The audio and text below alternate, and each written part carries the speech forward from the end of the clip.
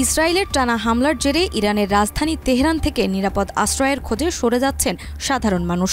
রাজধানী জুড়ে আতঙ্কের পরিবেশ তৈরি হয়েছে। শহরের বিভিন্ন পেট্রোল স্টেশনে দেখা দিয়েছে দীর্ঘ লাইনের চিত্র। অনেকেই নিজের পরিবার নিয়ে রাজধানী ছেড়ে দূরবর্তী প্রদেশের দিকে রওনা হয়েছেন। 15 জুন বিবিসির এক প্রতিবেদনে জানানো হয়, তেহরান থেকে বের হওয়া প্রধান রাস্তাগুলোতে প্রচণ্ড যানজট তৈরি হয়েছে। এতে অনেকেই শহর ত্যাগের পরিকল্পনা বাস্তবায়ন করতে পারছেন না। নিরাপত্তাহীনতার কারণে পুরো শহরে এক ধরনের মানসিক অস্থিরতা বিরাজ করছে। অন্যদিকে কোনো ধরনের সরকারি নির্দেশনা বা সতর্কতা ছাড়াই মানুষ শুধুমাত্র বিস্ফোরণের শব্দ শুনে নিজের মতো করে নিরাপত্তা নিশ্চিত করার চেষ্টা করছেন। রাজধানীর আকাশে আতঙ্কের ছায়া, আর মাটিতে বিভ্রান্ত ও উদ্বেগ।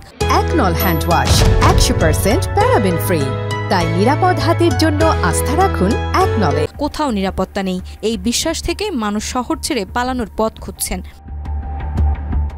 বিবিসি পার্সিয়ানের তথ্যমতে অনেকেই মেসেজিং অ্যাপে নিজস্ব গ্রুপ গড়ে তুলেছেন, যাতে একে অপরের সঙ্গে যোগাযোগ করে সম্ভাব্য হামলার তথ্য আদান প্রদান ও রাজধানী ছাড়ার পরিকল্পনার সমন্বয় করা যায়। সামগ্রিক পরিস্থিতি বিবেচনায় তেহরান আজ কেবল রাজধানী নয়, একটি আতঙ্কগ্রস্ত নগরীতে পরিণত হয়েছে, যেখানে বাসিন্দারা প্রতিটি মুহূর্ত কাটাচ্ছেন অনিশ্চয়তা আর ভয়ের মধ্যে। নাজমা, মাই টিভি।